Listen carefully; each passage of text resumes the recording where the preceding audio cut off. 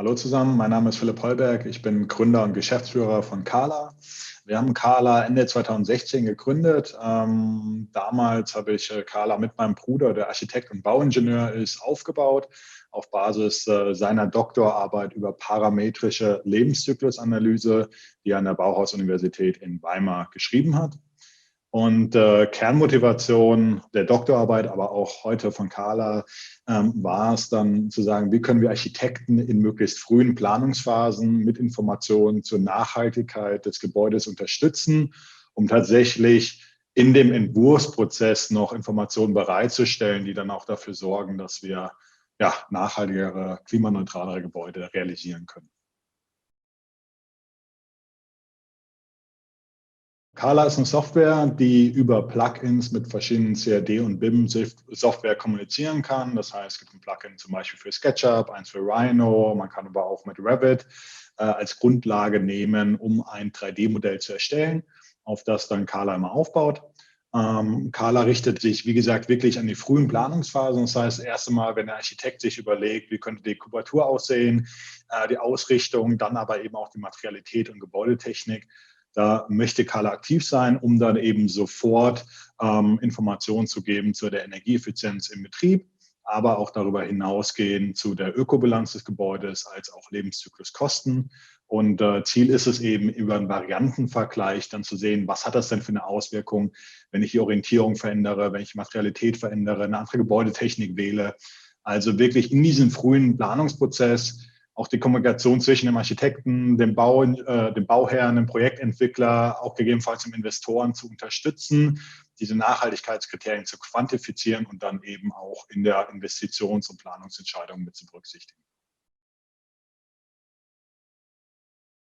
Unser Ziel bei Carla ist es, wie gesagt, die Nachhaltigkeit eines Gebäudes zu optimieren. Und jetzt natürlich die Frage, wie definiert man Nachhaltigkeit? Aktuell ist ja so die Begrifflichkeit der Klimaneutralität überall im Gespräch und da liegt auch tatsächlich unser Fokus drauf, weil es geht darum, die CO2-Emissionen eines Gebäudes zu reduzieren, sowohl im Betrieb des Gebäudes, also Energie zum Heizen, zum Kühlen, für Beleuchtung zu reduzieren und damit auch CO2-Emissionen zu reduzieren, aber eben darüber hinausgehend auch die Umweltwirkung der Materialien zu berücksichtigen, weil es einfach Materialien gibt, zum Beispiel Stahlbeton, die in der Herstellung sehr energieintensiv und damit auch sehr CO2-intensiv sind. Und uns geht es darum, eben aufzuzeigen, wo habe ich beim Gebäude die größten Einsparpotenziale. Die können im Betrieb liegen, die können aber eben auch in der Materialität liegen. Und da unterstützen wir, indem wir eben sofort aufzeigen, wo haben wir den größten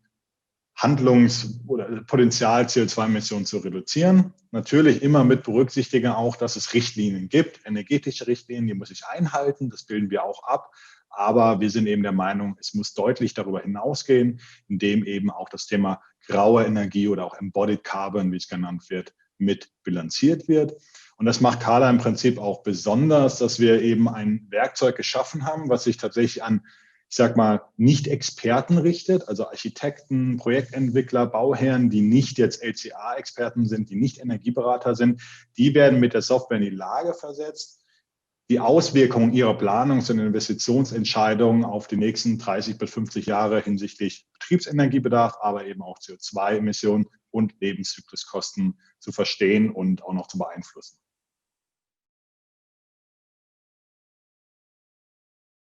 Also wir verfolgen den Ansatz der parametrischen Lebenszyklusanalyse, was per se erstmal bedeutet, dass wir alle Parameter, die irgendwie einen Einfluss haben, das heißt die Geometrie, das heißt die Außentemperatur, das heißt die Fensterflächenanteil, das heißt die Materialität, die Gebäudetechnik, CO2-Faktor des Energieträgers, all diese Parameter werden eben bei unseren Analysen mit berücksichtigt, um dann eben auch zu sehen, wo habe ich denn Stellschrauben, um dann eben, wie gesagt, zum Beispiel CO2-Emissionen zu reduzieren. Klassischerweise kriegen wir häufig so die Antwort, ja, wenn ich jetzt Holz nehme, ist ja klar, dass das weniger CO2 ist. Selbstverständlich. Jetzt ist aber die Frage, wenn ich eine Holzständerfassade nehme, abhängig von der Dämmstoffstärke, was hat das dann für eine Auswirkung auf den U-Wert und damit auf den Heizenergiebedarf? Und abhängig davon, welchen Energieträger ich zum Heizen verwende, ist es jetzt besser, eine dünnere Holzständerwand zu nehmen oder sollte ich eben doch mehr Dämmung einsetzen, um dann hinten raus beim Betriebsenergiebedarf Energie einzusparen. Wenn wir dann auch noch die Wirtschaftlichkeitsperspektive dazu packen und dann uns steigende Energiekosten und CO2-Bepreisung mit anschauen, dann entsteht ein recht komplexes Modell, wo tatsächlich manchmal spannende Optimierungspotenziale da sind, die ich per se so mit scharf Nachdenken nicht mehr erkennen kann, weswegen es eben hilfreich ist, so sehr spielerisch an dem Modell verschiedene Varianten durchspielen zu können und zu sehen, wo kann ich denn tatsächlich noch optimieren. Und wir sehen durchaus immer wieder, dass auch Architekten als auch Projektentwickler dann zu Ergebnissen und Varianten kommen, die vielleicht vorher noch nicht angedacht waren und die klassischerweise auch zu aufwendig wären, jedes Mal von einem Energieberater oder Bauphysiker berechnen zu lassen. Und es geht bei Carla eben darum, diese Varianten schnell mal durchzuspielen und zu schauen, könnte das denn eine interessante Planungsvariante sein, um die dann durchaus dann im Gespräch mit dem Fachplaner dann nochmal im Detail zu beleuchten.